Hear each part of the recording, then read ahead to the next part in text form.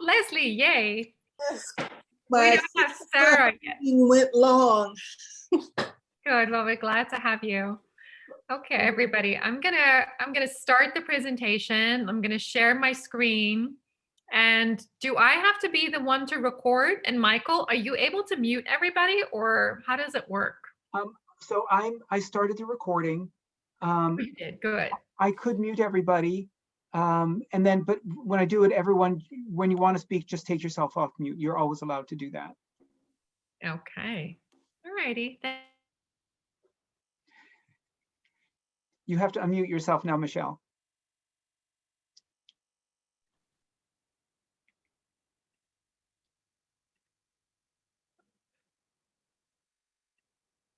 Okay, let's see if I can make everybody small. Can everybody hear me? Yes. Oh, super. Okay. So this is season 2, officially episode 6, also known as the 23rd time we're meeting. Let's see if I can get this to work. All right, tonight's agenda. I apologize in advance for the tech glitches. I'm still becoming proficient with Zoom and PowerPoint playing nicely together, and sometimes they don't. So we're going to hear from the experts first. We're going to hear from Leslie, and hopefully Sarah will join us soon. And then we'll go over some Q&As, and we have some interesting questions. And then finally, we'll have some resources, because some folks have been asking for resources. And if someone can maybe make some notes in the chat, if people are mentioning particularly interesting sources of things that they want to share. If someone, either maybe Michael or Chad, wants to make a list of those, that would be great. And then we'll have announcements at the end. And somewhere along the middle, we'll have a little, quick movement break, because it gets incredibly tiring to sit for an hour. So I hope you're all okay with that. All right, so Leslie, you're going to be first up. She sent in some wonderful pictures, which is a progression, I think, Leslie, right, from last time? From last time, I don't really have any updates. What you see here is I put in the cardboard at the bottom of the keyhole garden. Then I put in cardboard and some coconut core. And then I started, that actually shrank halfway in about 5 days. So then I started, you see on the one on the left, putting in vegetables, kitchen scraps, more on the right. And then I actually planned to start this weekend on Saturday to plant my seedlings, which are kind of growing out of their pots, but it's still supposed to be going down to the 30s.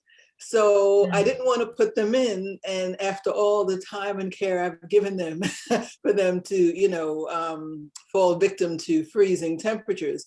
So it's pretty much the same thing. When I went out on Saturday, the compost pile had gone down again halfway. So I added more cardboard, more coconut, and then more kitchen scraps.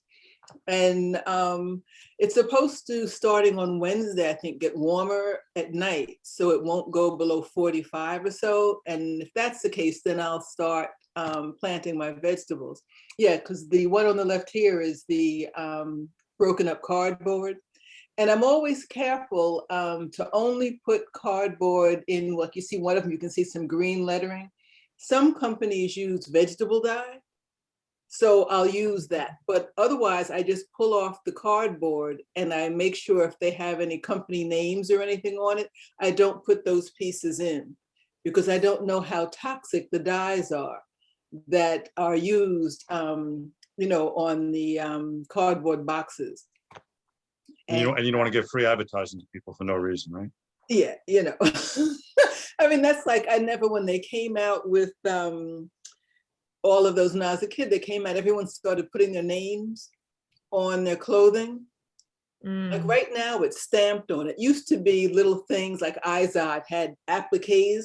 I would just take a seam ripper and take them all off and then stick them on my jeans. It's like, I paid for these clothes. I'm not going to advertise you for free. If you give them to me for free, then I'll advertise you. Otherwise, no. But anyway, so Leslie, you're so funny. My husband used to do the same thing with the seam ripper. yeah, Like, unless you're paying me, like I'm not just advertising. exactly. But this is the first time I'm seeing your keyhole garden, and please, can you elaborate what you did to start with it? How you got to the point before you put in the cardboard? Because it looks like, did you just dig out and then what did you put in? Well, that. okay, yeah, this is. Thank you. I'm sorry. Don't should've waited. apologize. Don't apologize.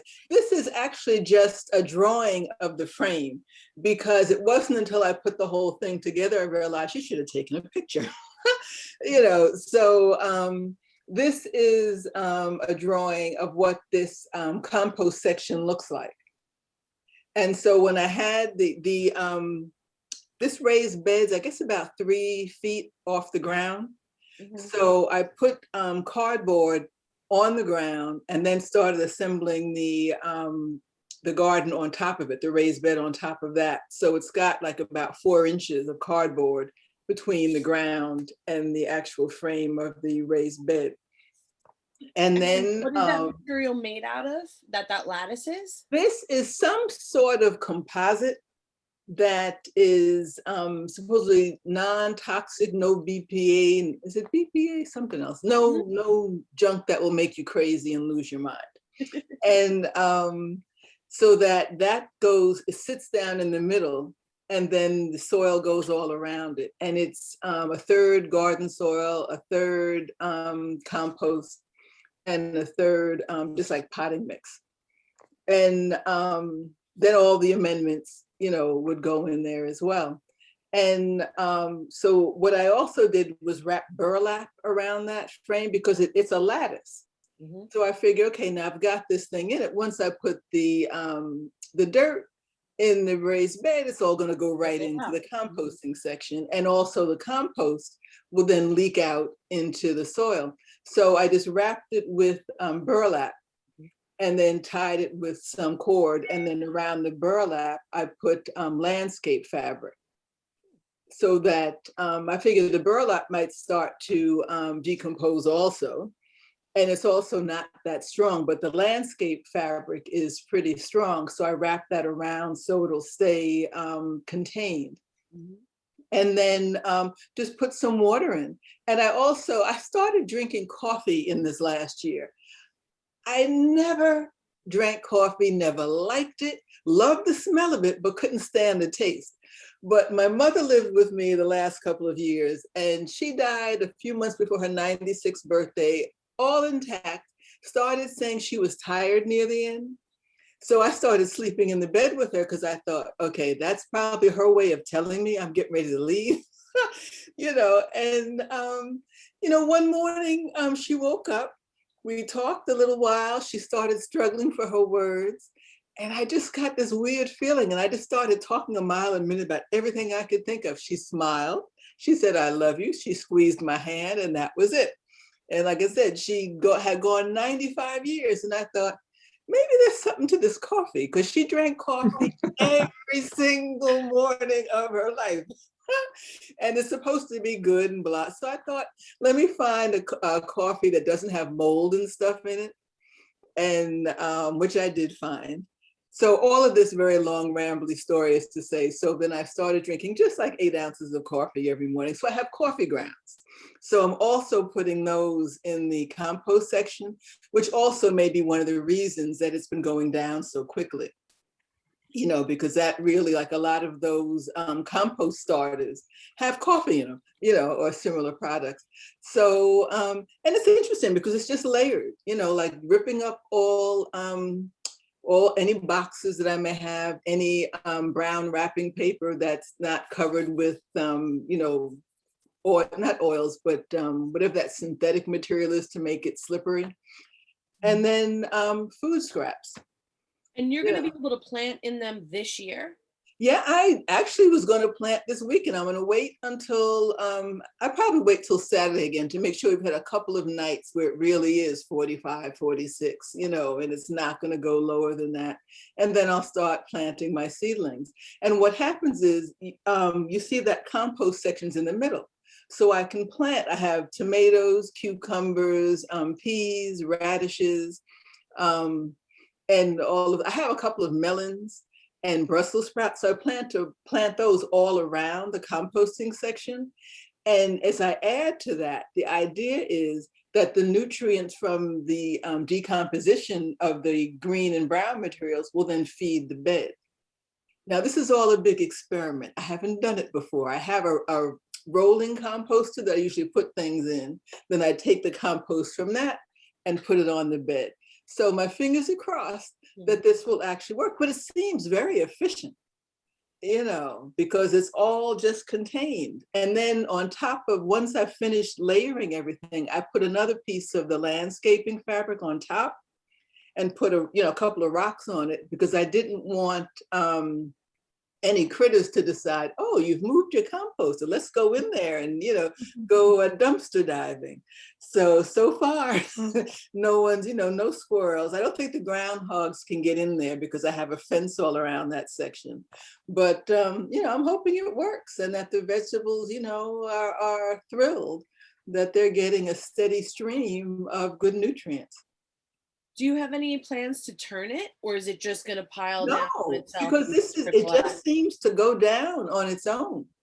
And you're not supposed to have to turn it because the way it's layered. Mm-hmm.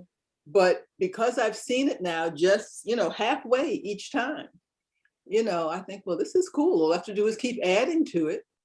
And then it begins to decompose, it shrinks, and then I just add. And it's been raining a lot lately. So that also helps the process. The first time I started, I did put water in it.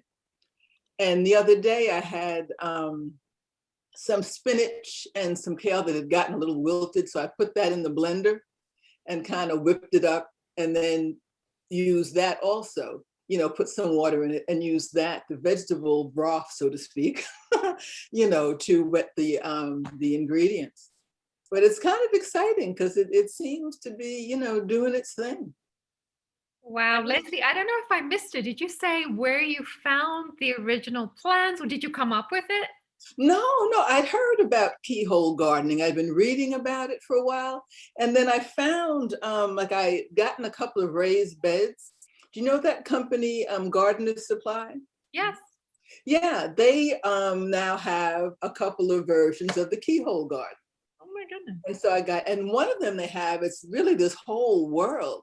It's, like one long keyhole in the front and then two sides. So you actually step in, and to your right and your left, you have a raised bed, and then in front of you, And and I figured, hey, if this thing works well, I may do that next summer and, add another one that has these three sides to it. I can plant everything.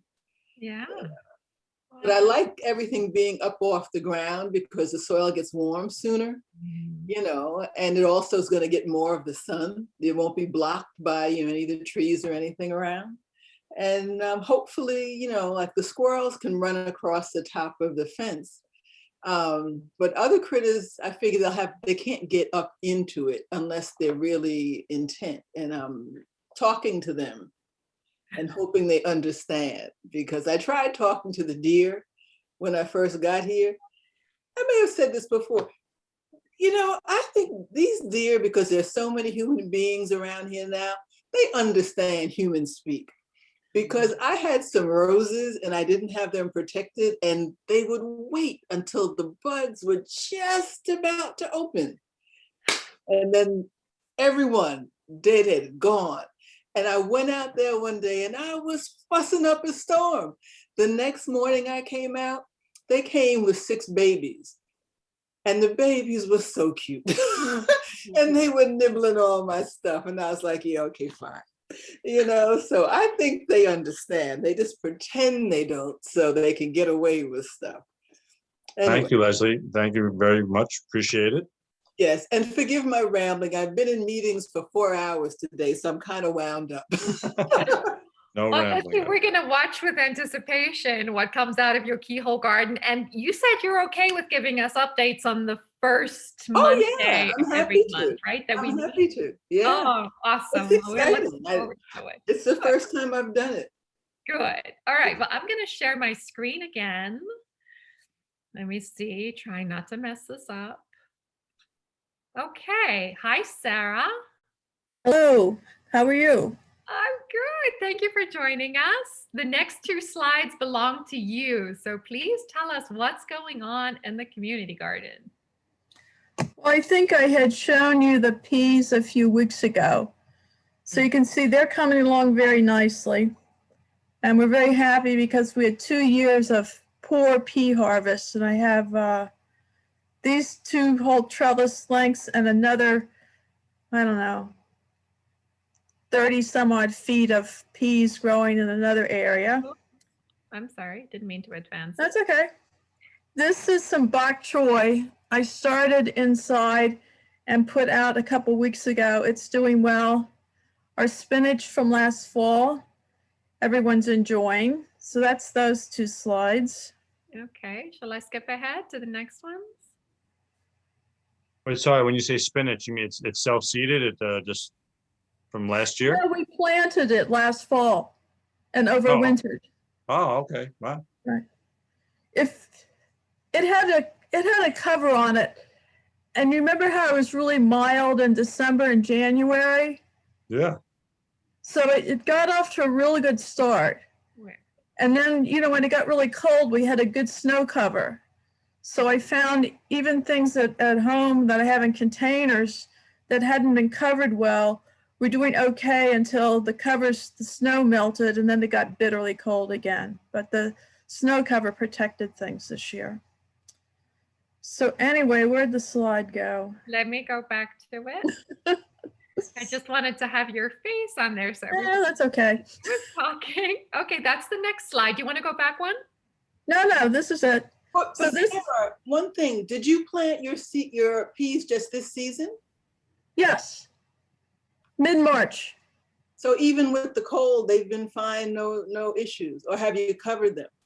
Oh no, peas like the cold weather.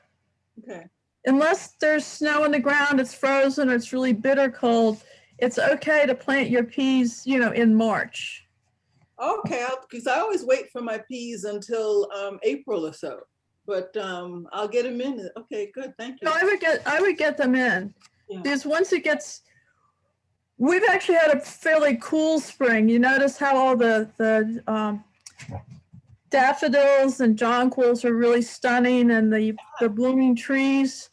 Just a beautiful spring, because we didn't get one of those situations where you have 3 or 4 days of 90-degree weather and it wipes out everything that belongs to spring. Yeah. It's been consistent. Things are growing slowly, but they're doing nicely and developing roots. Oh, And that's before good to know. Yeah, because I always wait until there's no chance of frost. I'll get them in earlier. Thanks. Oh, not peas. Peas, like jonquils. Jonquils, there can be snow on them and heavy frost. They're fine. Peas can take a beating. Cool. I'll do All it. right. And Back. then, where were we? Yeah, here we are. Go ahead. All right, I'm moving my mouse around like you can see me moving my mouse. On the left-hand side, that's arugula. And we planted that also at the end of March. And then behind that, there's some seedlings. They're coming up, but they're growing fairly slow. There's scallions, 2 types of Swiss chard, lettuce, and I think that's all in there. And then in front of the arugula, there's beets. The beets, I have to say, have not been doing particularly well, but they still have plenty of time. And then on the right-hand side, that's just a shot of a large part of the garden, so you can get an idea of what it's like. In the upper middle, you'll see little yellow flags. Yeah. That's how we indicate where things have been planted, seeded. Oh, Because when you have a garden with 15 plus people coming to work at a time, if you don't have a method to mark where something's been seeded, people pull it out because they can't identify a weed from something that's growing. Yeah. And then that strip of green through the middle, that's a cover crop. We put in a spring cover crop where we had tomatoes last year. That was just planted in late, I think the beginning of April, I planted that. And the idea is we had tomatoes there last year, and it's a really good spot for tomatoes. And I want to put tomatoes again this year. So this is a way of having a crop rotation. That cover crop is grasses and field peas and a few things. And when we're ready to plant the tomatoes the end of this month, we'll just turn that into the soil. So at this point, we have planted, we've got the peas, the arugula, the beets, the spinach. There's a half bed of kale planted. I started from seedlings. We put out parsley and celery these last 2 weeks. Those were purchased from plants. Growing parsley and celery from seed is really time consuming, and I don't have a greenhouse, so I just buy those. I mean, I've tried it. I don't have to be that much of a hero. And the other, we're reinstalling the irrigation. That's always a job this time of year, going through making sure to get the leaks fixed. And the other thing we're doing in that last slide, in the front of the slide, we have an herb bed. It's an herb bed and pollinators, and it had gotten very weedy and overrun and out of control the last 2 years. So we've made a big cleanup effort in there, and it's being, refurbished. We see that large green plant on the lower left-hand corner. That's actually a valerian herb. So we have an assortment of herbs in there, and we're going to put, more. There's tarragon, wild oregano, thyme, sage, lovage, and then there's also bee balm. There's coreopsis. I planted some snapdragons in there, put some echinacea. Mint, there's lots of mint in there. The mint took over. I like mint. Mint is actually a great plant to have for a pollinator, as long as you can, keep it under control. So that's a project that at this point, it's really mostly weeding, getting the irrigation, working on that. And then the end of this month, I would call the main crop planting will get going. So that's what's happening in our garden. Wonderful. Awesome. Where did you purchase the cover crop seeds? Was it something that came as a pre-mix, Sarah, from a gardener's catalog? Right, you can buy, it came from Johnny's. I think I've mentioned before, I'm a huge fan of Johnny's. You can buy cover crop mixes from most large seed catalogs, and they have them for different times of year. There's a fall mix, this is a spring mix. There's probably 6 or 7 general mixes that you can, purchase for your garden. Awesome. Thank you. Just go to any of the big seed catalogs, and it's usually more the ones who go for organic gardening and for small farm gardening that have the cover crops.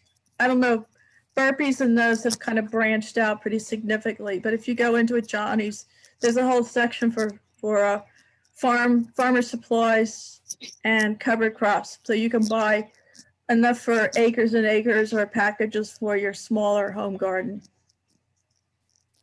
Okay, awesome. All right, everybody, we've Sarah, kind of reached the I have a midpoint. question about your, Michael, did you want to say something? I'm sorry.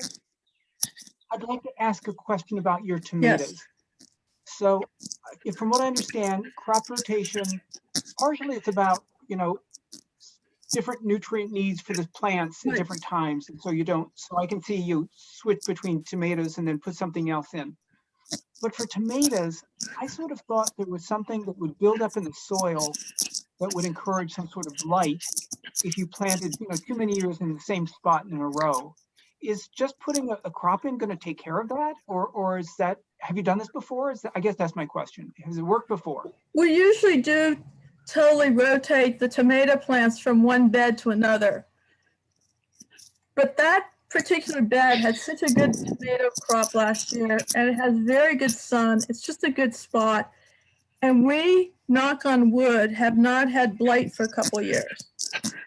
So blight is airborne. And if you haven't had it, I mean, this isn't any scientific fact. This is, my common sense approach to doing this.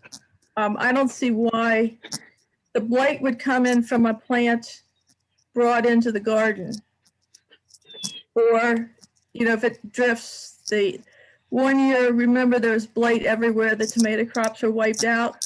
And it was determined that the big box stores ended up with plants with blight.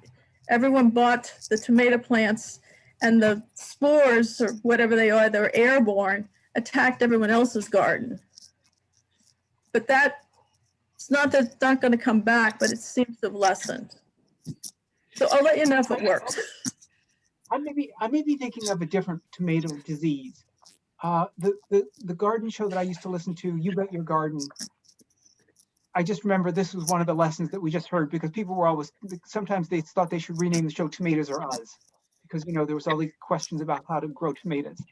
But it wasn't an airborne issue. It was something that if you planted tomatoes in the same place too many years in a row, there would be something in the soil. Are you And thinking your of plant root would, rot? Blossom end rot? Yeah, right, blossom end rot, where they don't have enough calcium. Is that what you, because No, well, it sounded like, if I recall from the show, it had to do more with some buildup in the soil of some organism or something. It wasn't an outside blight. It was, but basically, if you tried to grow a tomato in the same place 3 years in a row, each year it would be successively worse until you were getting no tomatoes. Well, this is only our second year. Okay. And we do rotate them around. We don't have acres and acres, so there's a limited number of choices to where the tomatoes, can move to within the garden. But we compost the beds pretty thoroughly every year. We don't excessively turn them, and then trying the cover crop, it might not work, but I think they'll be fine. Good. Forgive Hi, me, Lizzie, I'm just do you- sorry. Go ahead. So I'm so sorry. My name is Dolly and I'm from Chester, and I joined your group last time. This is Uh-huh. my second time, and I loved your group because there's so much to learn. Yeah. And I'm walking and I'm still attending the call because that's what I'm passionate with. I have a question. This time, the first time I used the seeds to grow the plants. I Right. do have a green thumb. So the seeds are coming. They're small seedlings now. And I do have cherry tomatoes and squash and cucumbers. And the plants are almost 2 to 3 inches now in the pots. Is it Mhm. okay if I put them in the garden now, or is it too cold right now? I would not. You're not? Okay. The evenings have been quite cool. Yeah. Been down Okay. around 40 in the low 30s. Yeah. that's- So, A few degrees from disaster. so when should I start putting them in the garden? If it stays cool like this, the traditional time around here is Memorial Day weekend. I usually do it a little bit earlier, but you just Okay. kind of have to watch the weather. We have had a frost, like I'd say second to last week of May, we've had a frost, and some of Okay. these plants are pretty tender. I've also That's put true. in, I've always experimented with putting, like, say, maybe 4 what I call sacrificial tomato plants. Uh-huh. And Okay. Oh, poor what I've plants. Okay. discovered is that if I put 4 plants in early, whether it gets a frost or not, those 4 plants do not grow any faster than the ones I put in when it's warmer. In fact, the warmer plants and the Okay. early plants, within about 2 or 3 weeks, Yeah. will be exactly the same size. That's good to Okay, know. so yeah, and the thing is now, should I put more soil, because like the cucumber plants, they're just turning now because they're overgrowing now. So should I put more soil to make them firm, or let them be in the pot as Well, is? how large a pot are they in? The pot, they are the planters. I just put them in the planters, the long planters. Oh, you So, mean but they're just growing now. the deck planters? Yeah. Sorry, I'm so sorry. Yeah. So How big are I just they? wanted to try the plants and then put them in the garden. There could be maybe 7 or 8 inches the height, and then that's what If the there's soil enough is. soil, I would just leave them there, but then as soon as it warms up, I Okay. would plant more tomatoes out in the, Okay. I mean, plant more out in the garden. Okay, cool. Okay, I'll do that. Thank you so much. And Sarah, do you want to just add a couple words to Dolly about hardening off? I was Oh. just gonna say that, Michael. She needs to harden off. Go ahead. Yes. What is where that? are you, What Dolly? is that? I'm in Chester. I live in Chester, and I'm walking right now, but I live Okay. in Chester. Okay. Yeah. Where are your plants right now? Where are they located? On the They're deck? in the garage, but when it's the days, no, it's in the garage, inside the garage. Is the garage It's heated? inside the garage, but whenever, no, No? All right, no, so it's not. they're not But being it's exactly warm. hardened But then, off, but they're okay. experiencing cold. Okay, What you want to start doing is moving them out onto a deck or onto the driveway during the day. I think you froze up, or I froze up. okay, you're because still whenever there. it's a sunny day, I put them in the driveway so that they can get some sun. Like, Right. that's how they're growing, and then I keep them back in the garage at night because Right. it's cold. Right. Yeah. Well, pretty soon, I have mine are out on the deck. It's protected, and I watch the temperature very carefully. But as long Okay. as the temperature's going to be like in the 40s, leave them out on the driveway at night. That'll harden them off. Okay, so 40. I should wait for 40. Okay, cool. Thank you so 40's much. good. 40's safe. It's good you were talking about your sacrificial tomatoes. But I was getting impatient, and I was thinking by the end of the week, if it's in the 40s, Okay, and then I have Cool. Okay, thank you so much. that I can put over the plants, I figured, a frost cover, that would protect them. But if you found that the plants you put out early and protect grow at the same rate as those you put out later, maybe I'll just learn patience and wait a while. Because You have to remember, the other thing is, this garden, it's close to my house, but it's not in my backyard. So if I gather the troops and we put out a huge planting of something, and then I watch the weather report and it's go down to 32 degrees, I have to go over there and either cover it up or pray that it doesn't die. So, and I've done that a lot, but I'm getting older and older. So now I'm like willing to wait. right. Put a few out and take your chances because it feels good to do it. And I grow a lot of tomato plants so that, if I lose a couple, remember when you're gardening with a large number of people, you lose plants anyway. Yeah. It's different when you're doing everything yourself. And it's hard to accept because they're your little, babies you grew from seed, but Yes, some of exactly. them aren't going to make it. I feel so sad when that happens. I know, right? You try to save every single one. Yeah. Right.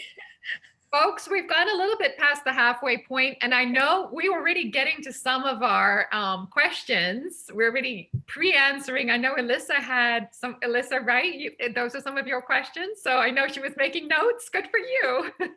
But we're going to take a quick movement break. This is Michael's favorite. He calls it what, Michael?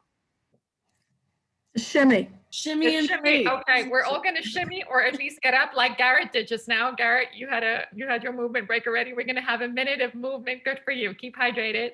And then we'll meet back here at like 8:12. Okay? Sounds good.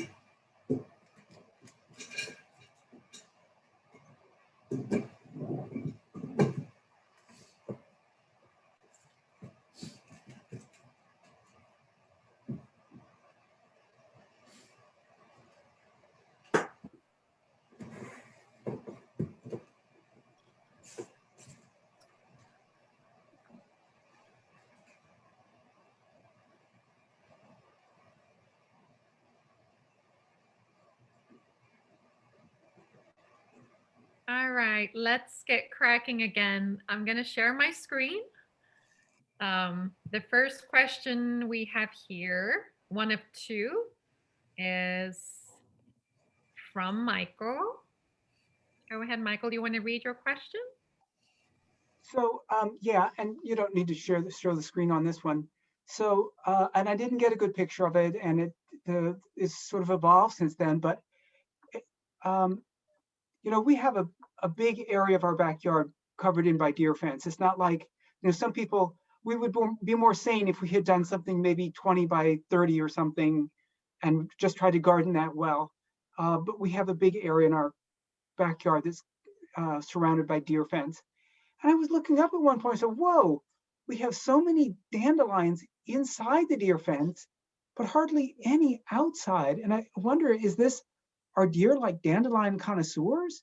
Or is there some other explanation for this? And it's not a very serious garden question, but if somebody has interesting insights, that's what I'm hoping to hear. I've seen the deer eat dandelions. Michael, do you have chickens? Nope. All right, because I've been feeding all the dandelions to my chickens and they're loving them. So, yep. Okay. Michael, I Good to can know, tell you Garrett. that Thank you. the village deer do not like dandelions. I had a bumper crop of dandelions in my front yard, which does not have any deer fencing. The backyard is fenced in. And the deer chewed down my arborvitae this winter. They're roaming around. They come up to my door and they did not eat any dandelions. So send them. I don't want any more deer, but we don't have any dandelion connoisseurs over here. Could there be something else about the micro environment of my inside deer fence walls that would, the deer aren't the only critters out there. Is there something else that would make it so that maybe more would be growing inside than? You know what I think? Dandelions give off those little seed things, right? When they come to fruition and they're trapped inside your fence. They can't spread outside your fence, so they're trapped inside. Oh, that's a good one. That's a good one. It's a welded Yeah. wire fence. I don't think That would be a huge fence. a dandelion seed would not have too much issue getting through the welded wire fence. You know, the holes are this big. But they just have to get a head Possum? start, right? From an existing patch. To spread a little ways. I'm saying if there's less of a breeze. You Okay. have possums in your yard? They don't come onto the deer fence. I will say, Michael, I haven't had that problem, but I've had dandelions inside the garden and outside the garden. And when I had to weed the ones in the garden, I mean, I'm guessing it's because of the fertile soil and that we try to treat the soil so well. Those clusters and those roots are so, I mean, I don't really make it a habit to go around my yard and pull them out, but I mean, massive. Yep. And I'm only attributing that to the fact that we try to treat our soil so well. So like I laugh. Have you ever seen the meme of like a rose next to a dandelion, a side-by-side screenshot? And the rose is like, what is my pH level? I don't know. Maybe I'll die tomorrow. And the dandelion's like, look, a hole in the concrete. And then you see it. So it could be a survival of the fittest kind of thing. And like they're like, that's where the good soil is. And then they just go inside your garden. I like that answer. Makes sense. What's the pH? That it always makes me laugh so hard. Okay, let's go on to the next question. That's not such a, oh, and my next question, and you could share the screen or not. My next question was, last, in one of the previous episodes, we talked about how 2019 was a mast year for the walnuts and acorns. And then last year there was a huge squirrel population because they had so much food. And then, but presumably but this year, I haven't seen nearly as many squirrels as last year. Has anybody else, is this the same observation? Are people getting the same? Definitely. Okay. Last year it was rampant. We talked about it in our beginning Zoom plot garden meetings, right? Seeing them all over the place, digging up holes, it was massive. This year, not nearly as much for me. I still have plenty in my yard. I guess maybe they're all coming by me. Yeah, We've they're been my having- yard too.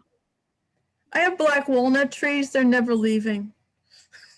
So do I. Maybe they're avoiding the whole of the construction next door from me.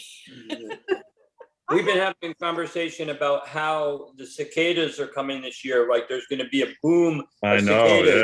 yeah. And Mm, so one of the things that my friends and I have been talking about is how all the flora and fauna are going to kind of boost up this year for next year because they're going to have a plentiful food source once all the cicadas start to die off.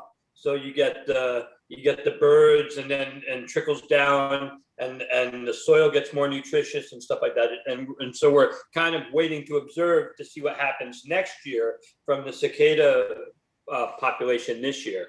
But they said, that there should be an abnormal amount of food source for everything to grow. You better write that in your What garden do they journal. That's eat? cool. Anybody knows what those cicadas eat? What do they eat?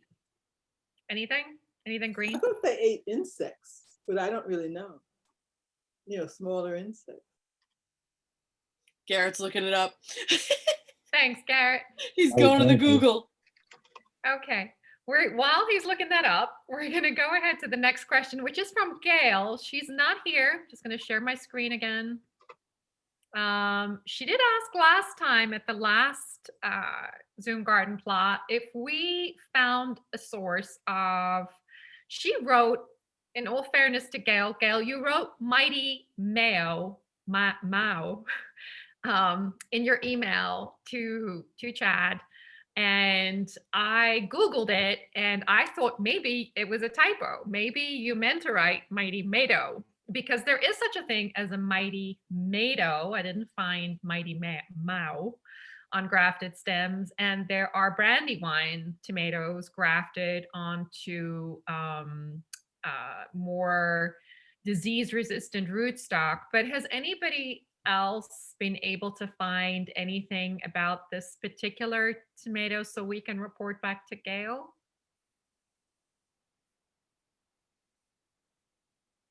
No? Yeah, Gail, we're sorry. We haven't come across this. I mean, the best I could find was the Mighty Mado, and there was indeed a Brandywine variety, but they seem to be all out of stock this year. No one has any. If I I find think I any in can my have- seed swaps, if I come across some, I'll try to I'm going to write a note in my garden journal and I'll be like, look back on it. What was the name of that tomato? Because we get Brandywines, but I'll make a note. Yeah, so Nicole, what it is that it's a rootstock from a hybrid that's particularly disease resistant. So you buy the plants. I don't think you can buy the seeds because it is a rootstock onto which is grafted an heirloom a piece of an heirloom. So it's a brand new plant that they're creating, and then they're selling this. And it's, I saw some ads for previous years. Everybody else, feel free to jump in if you've seen anything different, but that's all I've seen. The fact that they used to sell plants. A friend of mine grafts his own tomatoes. He was dabbling with that a couple years ago. I just texted him to see if he's got any grafted tomato plants this year. Oh, that's very I interesting. Yeah, let us mentioned know. to her last week, because she was looking for a local source. And I don't think there's any local sources unless there's like, hobbyists that's doing this. But I did, I mentioned you can buy them through mail order, but I don't think that's what she wanted to do. That's so interesting. I didn't know that you could. What do you graft a tomato onto? What's that root plant? So Another it's tomato. a different kind of tomato. It's Right. a kind that's really disease resistant. They also, one of the ones that they were doing is they were grafting tomatoes and potatoes together, calling it tomato and ketchup plant. It was just mind blowing. But how? So I'm curious to know about, I guess, how stable the seed is. Like, can it go on in the wild, or because it's grafted together, you have to keep buying a grafted plant, and it's like abnormal nature won't go forward by itself? That's what I Right. think. Right. Usually with grafts, it's just the rootstock that goes on, and what's grafted on top will flower or fruit that one year, but then it doesn't produce seeds that you can replicate. Mm. To get the a grafted plant is one stock grafted onto another. There's not a seed that's going to produce a grafted plant. Right. Naturally. Right. If you look into but I think Johnny sells grafting equipment. If you look in some of the big websites, you can see, they do it the same way they graft fruit trees, for example. They graft fruit trees onto hardier stock. It's the same concept. I've seen like graffiti grafting in some countries, right? Where like it's really hard to come across getting fruit or just vegetables. And there was like a movement of people who were walking around grafting trees in urban areas, trying to make food accessible to everybody. That's very cool. That's very cool. Right? Like walking down a place like Really in hard the to- desert where you're not getting natural stuff. And it's like, hey, is that a pear? Like, yeah, it's a pear. And you pick it off and you eat it. How amazing, right? That Best is- kind of graffiti. that I is had a grafted rose one year, a little rose tree, and the graft died. But then I still have a rose plant because what it was grafted to is still vigorous. So I figure the tomatoes are probably the same thing. What you put on there is like, one shot. Yeah, yeah. Oh, that's so interesting about the rose. Because I I thought, just- it's okay, I lost that. But then the next season, the tree that was at the base of it grew. And it was actually quite beautiful. I was surprised. Oh, wow. I have so many questions about grafting. Like we went to one of the big nurseries in Montgomery. I can't remember the name of it right now, but there were a lot of trees there. It was massive. It'll come to me. Manza Farm, I bet you Manza went to. Farms, good job, Sarah. Thank you. I couldn't remember what it was, but I saw the woman that was showing us around a little bit. There were multi-fruited trees grafted together, Right. which I had heard of. But my question is, like, if you have a fruit tree that's grafted into 3 different kinds of fruits, and this is going to keep growing and developing on your property, is it always equal? Do one of these fruits like take over more than the other? How does this? It just doesn't seem natural, and it's not, obviously. My understanding, there were 3 different types of fruit grafted on one base, on what? On one. On one tree. On You could one. do- So- You could Nicole, do 5. You could do more than 3 easily. yeah. Nicole, do you know Jamie? That's Jamie's uncle. Jamie does every once in a while. Yeah, You Jamie, know I know him? Jamie. Yeah, TP That's Jamie, his uncle. right? TP Jamie. TP Jamie, yeah, I know. Yeah, that's his uncle. So if you have questions, he could take you over and introduce you. That would be because I don't understand how it goes forward, but who knows how long they've been around, how stable they are, right? I just have a bunch of questions. But a lot of the fruit trees in Ox or Maskers or Pennings are also grafted trees where they have multiple varieties of apples on a single tree. In Nicole, it's very common. Almost all the fruit we eat are grafted and cloned. You know, they're basically clones because they don't want to risk. They don't grow from seed, these giant apple farms. They grow. They That I graft. know, but to have multiples, I want to know how the multiples play in harmony within nature, because the grafting is already an extension, right? No, Beyond that, it's basically the behind it? same thing. It's because, you know, once you graft something, the tree just looks at it as you know, you could have a nectarine, a peach, an apricot, and a whatever on one tree. It was nuts. Wow. Well, like people, but how do you like? listen, you know, it's convenient, but a little dangerous how we grow our fruit now. Because again, you know, you once you have a clone, if some kind of disease or something comes along, it'll wipe out all. And you know, as opposed to growing from seed, which you might have one apple that's the best apple you ever had in your life, and the next one is very bitter. You know, and you know, these people need to make money. They don't want to It's risk like that. people, Chad. It's like people. Exactly. Sometimes you have a A great bad kid and apple. right. Sometimes, you know, you have a kid like me, you want to just throw it out, and then you have a good. But Nicole, it's an interesting debate. When they originally page were planning all the, 205 of the Johnny's catalog, tomato grafting. There's media on it, Sarah. There was a book in there in the Johnny's catalog. They sell the supplies. Yeah, I took a class in the Botanic Garden. It's you know, you cut it and then you tape it. You know, you put a little grafting Yeah. powder, you tape it together. You know, you have to be very Yeah. fine with it, and if you, as long as you get it the same direction, it'll start growing. Yeah, there's equipment they have here. I mean, to my knowledge, it's like information on- dovetailing a joint in woodworking, right? I mean, that's how the graft works, isn't it? Yeah. It's a very As similar long as you method. can somehow join that together in a way that Right. it will stay. You know, you attach it, tape, you know, with some type of tape, and then Right. if it takes, and it'll just start growing. Like a So good science. it doesn't matter how many you attach to it. Thanks for indulging my grafting questions. Hobby No, for that was you. really interesting. I'm dying to see how it would look in real life. You know, if it would look natural. I mean, who wants to volunteer to graft one for us? A brandy wine on top of something else. How about Well, you? it's Chad? funny. It's funny you say that. In my I do have supposedly a 5 in my backyard. One of my trees is supposedly, even though the squirrels get every year, they get everything before I get to see what it is. But I have a peach, nectarine, plum, apricot, and something else from the garden center. I got it when I first moved here. I don't know. Probably I don't know. I was like, well, maybe I'll get.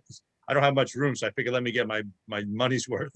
My backyard's very small, so All maybe my this year I trees in one basket. and it's actually quite a pretty tree, and it's flowering very nicely, and I see my little guys coming out now, but we'll see.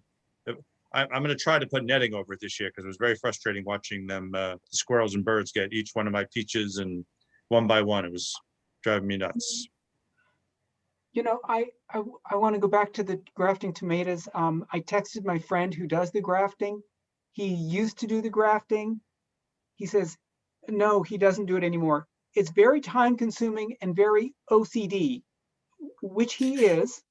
But he says, but no, he says, I only grow the most disease resistant hybrids I can find. Well, there's something to be said for that, right? Disease-resistant hybrids. Yeah. Okay, everybody, we're moving on to some more Q&As. This next slide is one of 3 questions submitted. Oh, I have to share my screen, right? Yes. You can't see. Let's see. It helps if I share my screen. Okay, Alyssa, this is for you. We were talking about our overnight temperatures. Do you feel like you've had your question answered, or do you have Yes. some more No, I questions? feel that you I need to feel we spark can some move. more? We're good with this one. Yeah? Okay, we'll skip ahead. Hopefully we can skip ahead. There we go. I have your pictures in the next slide, so I don't know if you want to just talk and then I'll show you a picture. Yeah, I mean, they're nothing very impressive. I'm new to this. I have a garden. We just moved here in November, and I have a garden that I'm not at all worthy of, and I'm so excited to. Everything's experimental. So from Pine Tree, I bought any and every seed, and I assumed that none of them would grow. So I did a ton of them in every cell. But they actually did pretty well, a lot better than I anticipated. Should grow in my very- microgreens. my very fancy setup here.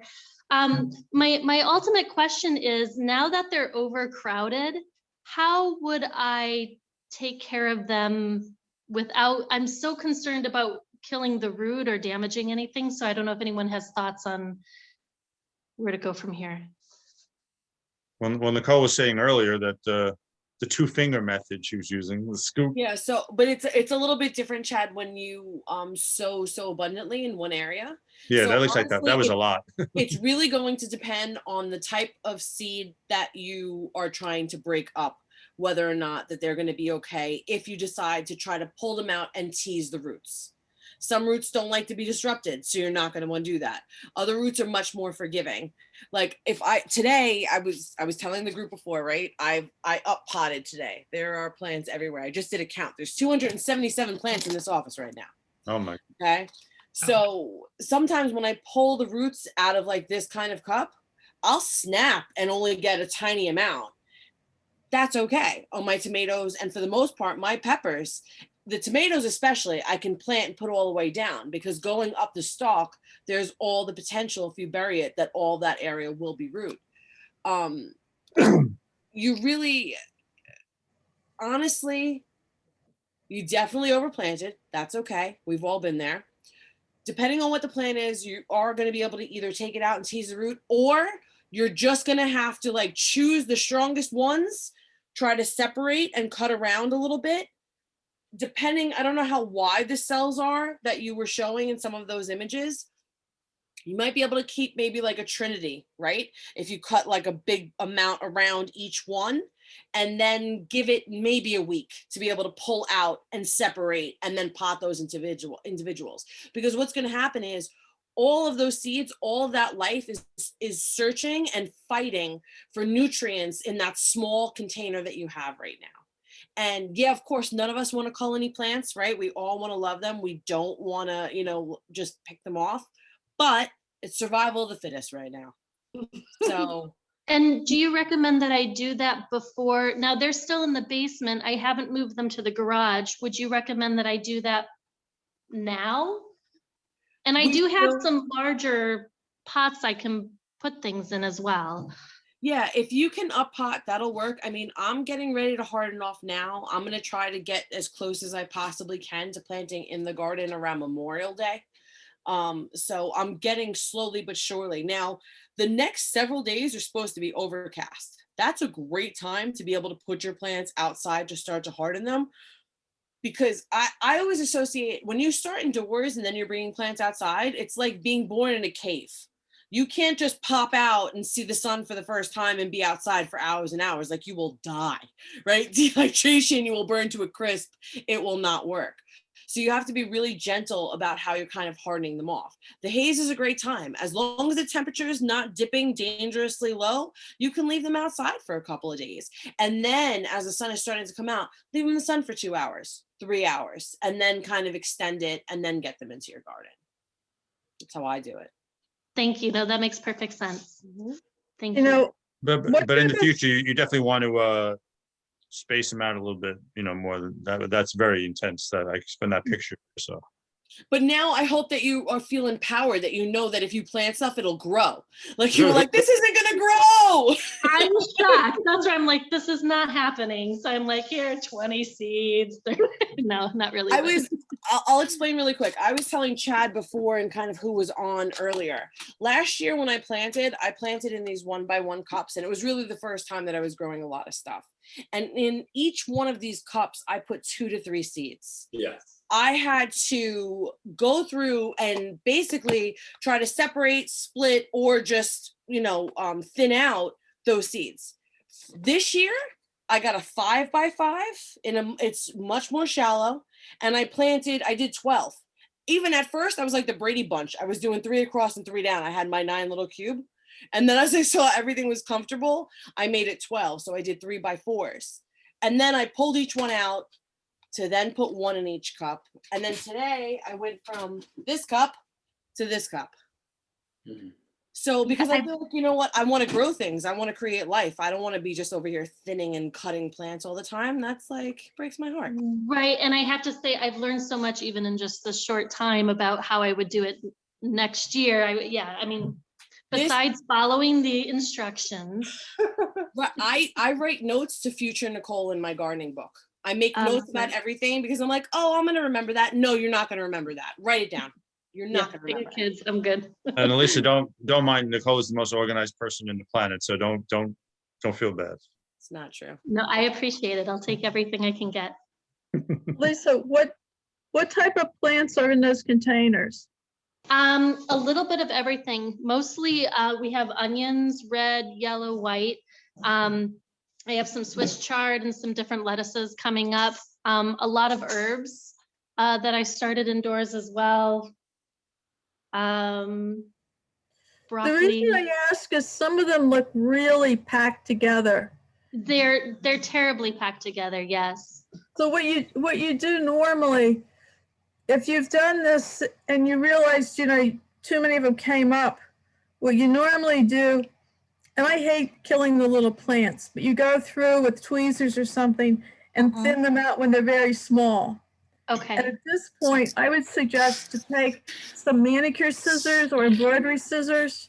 Don't even mess them with your fingers, but go in there and actually cut them off with small scissors at the stem to thin them, Interesting. because the roots, I think, are so compacted at this point. Yeah, Okay. if you pull all the roots out. You better better off using a very small scissors. Otherwise, Right. you're gonna Okay. just pull all the roots out. Just go in and snip. And you can eat Sad, all of but- that. You can throw that in your salad and they're microgreens Right, and they're right. super packed full Yeah, of you can eat them. I'll stop by the fancy restaurants later this week. microgreen. I did one year when I overplanted in my starter pots is I actually turned the pot over and put it in lukewarm water and let the soil break up. And then a lot of the roots just separated on their own. And then I was able to pick them out and put them in another pot in some, that worked. Now, I don't know with so many in there if it will, but because I kept thinking there's no way I can thin these. But by I've letting done that with smaller amounts. I'm just guessing that you just maybe need to sacrifice a few. Yeah, I see. That picture was pretty dense. yeah, that's But I appreciate people like Leslie doing major surgery and Yeah. floating the, wow, That very, is very taken. impressive. I hate I, to Because they're pretty big. If they're little, you might be able to, but those are pretty good size. yeah. But now you know. And Garrett, what were you gonna say? I have no, I like the little plants, but I have no problem culling them. I take the strongest of my peppers and I put that in the next size up and I run my hands across them and I just try to get the stalks as strong as possible and then go up to the next size and the next size. And and my pepper plants did amazing last year and I'm hoping for a boon year this year too, you know what I mean? And some of my stuff's a little leggy this year, unfortunately, but I'm still working on that. Oh, sorry, listen, I think Garrett's talking about some people would put a little fan or run their finger because the action of wind or movement helps strengthen the plants as well. So that's what he's referring to, right? Can you say the move your fingers? Yeah, so that's something you might want to do as Yeah. well when things, Speaking of peppers real quick, I'm sorry, can I come in? I just topped, we talked about this last year, if you remember, Garrett. I topped Right. a bunch of my pepper plants and they're already, like you see from the nodes, how many Yep. more are growing. They got so big and thick and bushy. Like when I top them, I count from their first true leaves, 3 sets up, and then take that top off. And it's amazing. Nice. Amazing the Nice. difference. Yeah, I got Aleppos this year from somebody, so I'm really excited. I've never done that. Wow, Nicole, I'm gonna definitely do that. We grow a lot of peppers, especially the jigsaws, which is the variegated leaves, and they're so Love that. beautiful. So I grow them for the foliage as well for the delicious peppers. I But did. Alyssa has one more question for us. I want to throw in one more comment on the seeds, and that is your Swiss chard you could plant out early. There's some things like tomatoes you have to wait, but Swiss chard can go in early. Chard and beets, they can go in way early, almost as early as peas, I think. yeah, Michael's, yeah, right. Most of the stuff you planted probably you could have put outside a few weeks ago, actually. the lettuce, you got Swiss chard, I heard you said lettuce. Like a lot of the cool, a lot of the greens, you could have went out, could go out in April. One thing I want to ask while you're talking about this quickly, when we were talking about peas before, what I have this year are snap peas. Do you treat those the same? Because I've had other peas that I've put out early. No, But I snap thought peas, yep, snap go out peas early. Needed to wait. Okay, cool. Do you, now let me ask you when you plant your snap peas, because I've been told now that you should soak them for an hour overnight the Mhm. day before you want to plant them. And if they don't swell back up, you take like a really clean X-Acto knife or a fresh blade and just slice them in order for their germination to be able, to germinate faster than just being cold soil, completely raw and dehydrated. Right. No, I've heard about that you split them just to give them a start. Yeah. Mhm. The reason had in my mind that the snap peas had to wait, so I'm glad to have that straightened out. Can I interrupt? Of course. I have squash and honeydew. The plants are already there in the pots. Can I put them out now? Like the beans you're talking about, I can grow the beans out now at this season? No, No. it's too No. early to put, especially early. melon, I would wait till Oh, at okay, least okay. Labor Day, You know, because they're really warm weather. right. And melon is something that I think a lot of people get excited about, especially like in the beginning. Now I melon and like zucchini, squashes, those kinds of things, gourds, they don't really like their roots disrupted. So they're not Okay. crazy about being transplanted. I mean, they Okay. can survive in being transplanted, but it's definitely one of those interesting side-by-side comparisons. Like Okay. anything you started from seed right now that's just getting enormous, right? Yes, Like yeah, taking yeah, yeah. off, Yeah. put that in the garden and then make a note and just put a seed in the garden next to it when you plant it.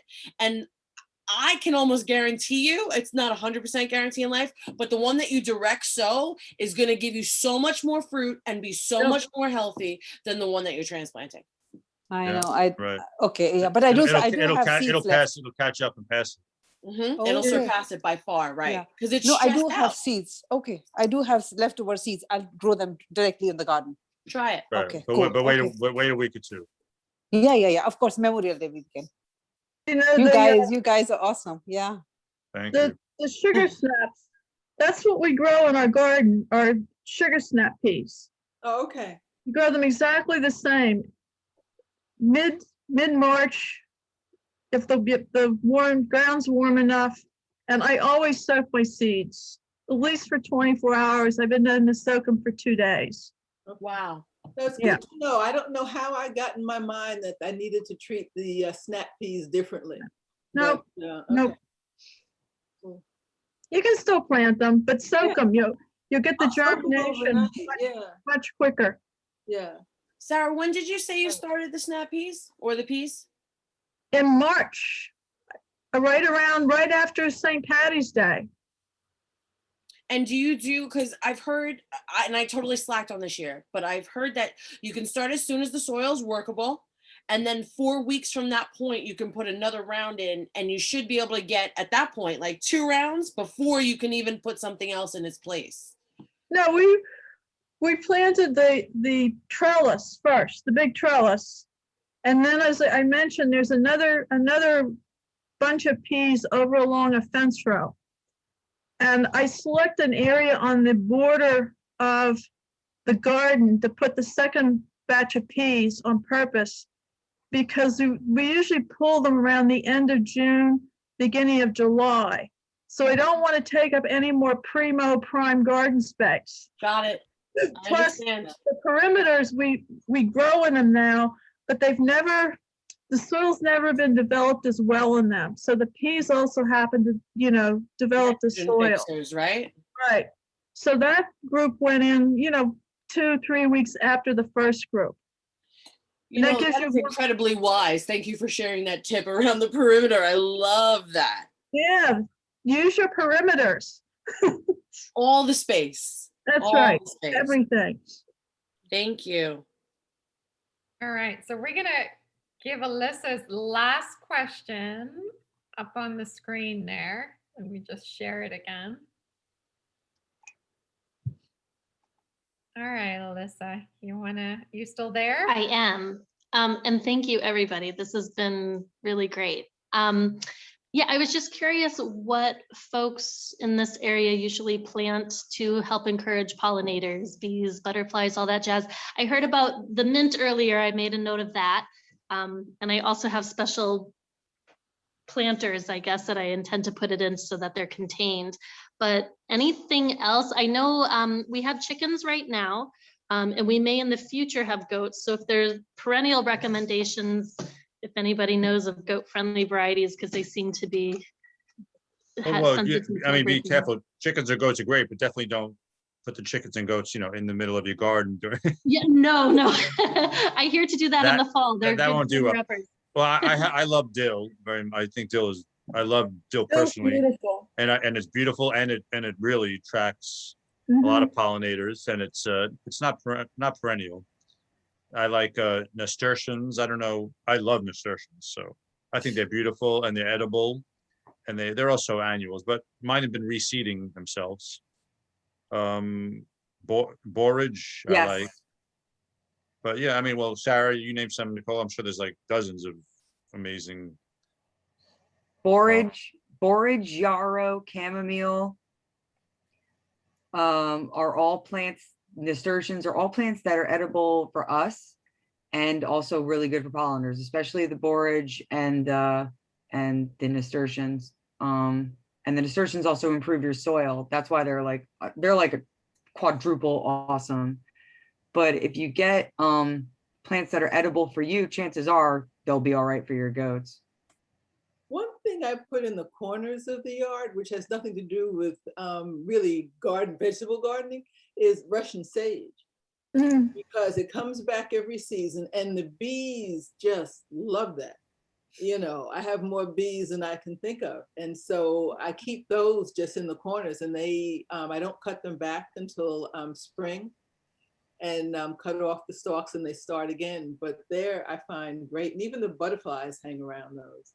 The sage is an excellent suggestion. And Michael, I've seen in Michael's setup, he has oregano that the pollinators seem to really love. Yeah. So are certain herbs that flower they really love. Thanks, Jen. Now, And that oregano, it self-seeds. yes. And it's like there are big hunks of it growing in the yard that I mow around. I mean, Mhm. and sometimes I will see like 4 or 5 different kinds of pollinators on it at one time. So I just really like letting that go, especially since it reduces the amount I have to mow. I love that, but I will say, I mean, Sarah, you're talking about it before, and I know she just mentioned it. I will never put mint in the ground again. Like mint will never grow in my vegetable garden, because you want to talk about something that will take over that you cannot kill no matter how bad you try to kill it. That'd be mint. Don't do it. Or Jerusalem artichokes, which Jerusalem artichokes, same thing, same idea. God, they're turning up places I never even imagined possible. Is it burrow. Jerusalem artichoke a sunchoke? Yes. Yeah, that's a different name for it. Okay.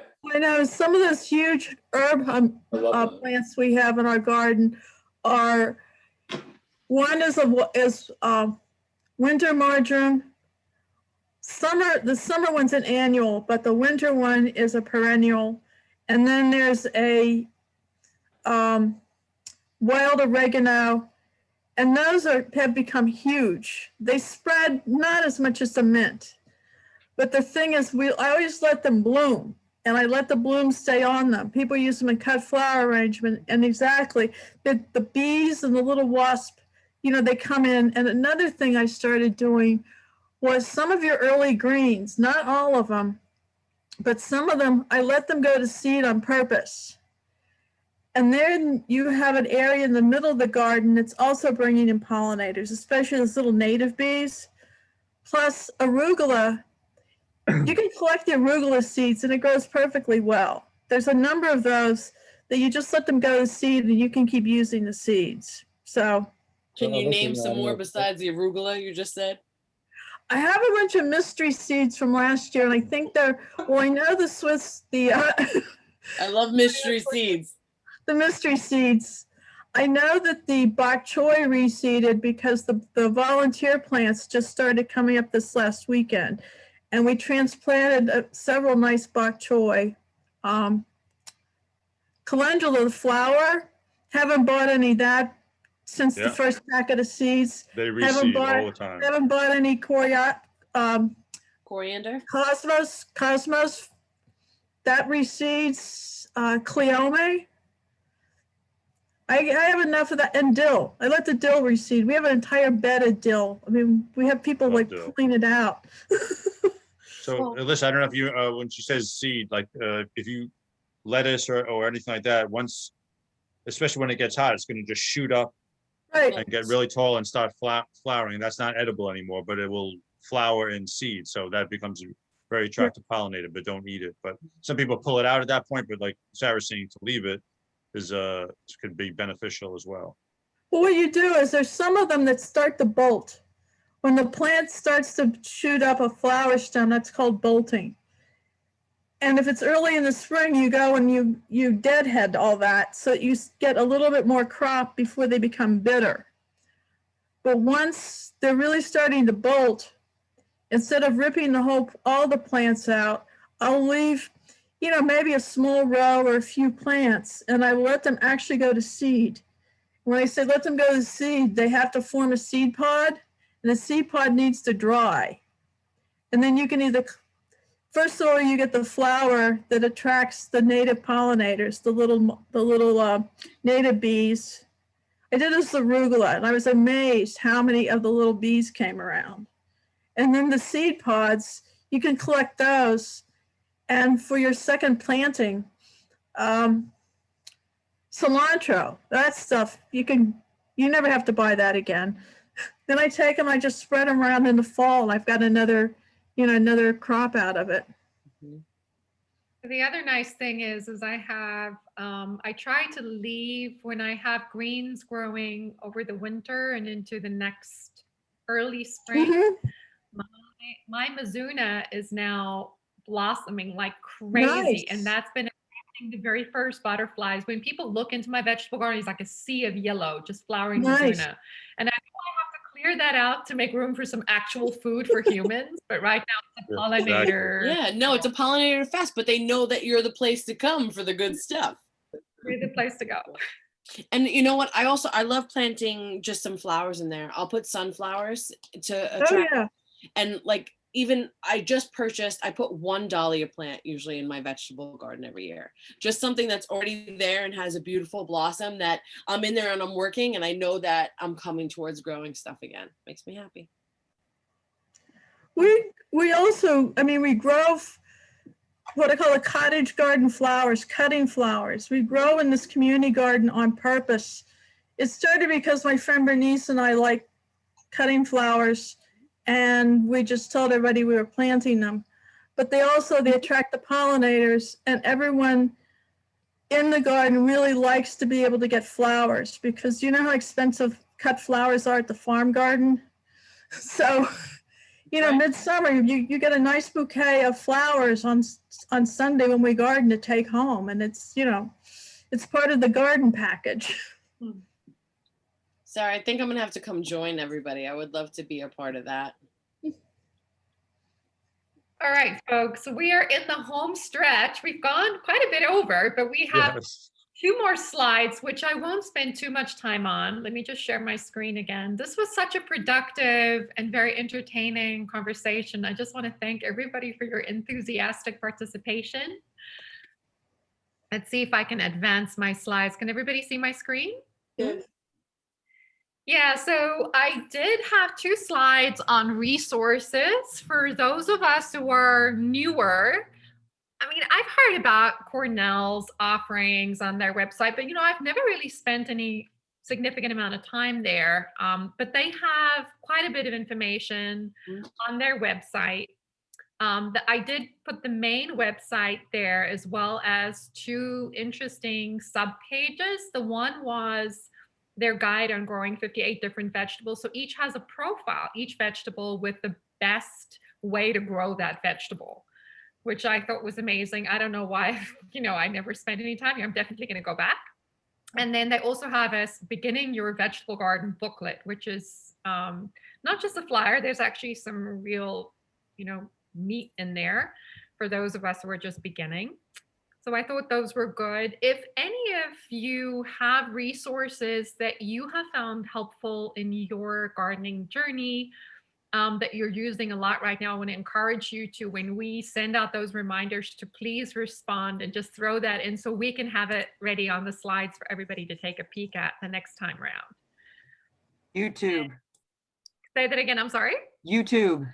Yes, yes, YouTube for sure. Okay, let's go to the next one. This is the last slide. Really was sort of looking around for what I could find that was free and didn't require like a $45, participation fee. I've just been so disappointed with webinars that I've been paying for online. I'm never quite able to determine where or not I fall in the skills kind of parameter, where I fall, and then I end up taking a class, finding that it's either way above where I am at in terms of my skill, or it's so basic that, I'm just disappointed and I feel like I've wasted my money. But these two are free. The first one is, I've actually signed up for it myself just because I wanted to see what it was like before I promoted it. So it's two European gentlemen, but they give a lot of detail in their course. And you do have to, because it's free, you do have to click through some ads, but it's very extensive and very detailed, and I thought very helpful. And then the second one was something, I belong to another gardening group, and this was what they recommended. If you are a tomato fanatic, this is the course to take. They're free webinars and they are live. So you sign up, you reserve your spot, and it actually is starting pretty soon. We've missed quite a few great courses from Cornell. They finished just before the Zoom garden plot, but these ones look like they're worthwhile. So, oh yeah, Chad reminded us Cornell has a helpline. Yes, I saw that too on the website. Thanks, Chad. So yeah, if anybody has additional resources or just interesting things you want to share with the group, feel free to throw it in an email to those reminders that come out on the Friday and usually the day off the next Zoom garden plot. And then the next time we meet is going to be Monday, May 24th. And then we meet 2 weeks after that, June 14th. Michael and Chad, are we meeting again at 7:30 or are we transitioning to 8? Maybe 7:30 for, maybe we'll talk about June, maybe going to 8, but I guess the next one we'll stay with 7:30. 7:30. Okay. Does And anybody we're have Thank you. Every 2 weeks. Even if Yes. it's season, every 2 No, weeks. well, the second and fourth Monday. Yep. month. But it's Every 2 weeks. approximately 2 weeks out. And Chad is going to be in the driving seat for the next one. We'll see about that. So I could just make notes and be a Yeah, participant. just be ready with the backup. Does anybody have any last pressing questions or something you wanted to share? You'd have a chance to. You're welcome, Dolly. She says, thanks for all the feedback. Thank you, everyone. I appreciate it. Thank you so much. Okay. Great very meeting. good. Good night, everybody. Thank You're you. doing great. Thank you. Bye. Hey, have a great night, all right? Yes. Thanks. Bye-bye. Thanks, everyone. This has been really wonderful. Oh, you're welcome. Good night, Leslie. Bye. Bye, Alyssa. Thanks for joining us. Thank you so much. Bye-bye. Alyssa,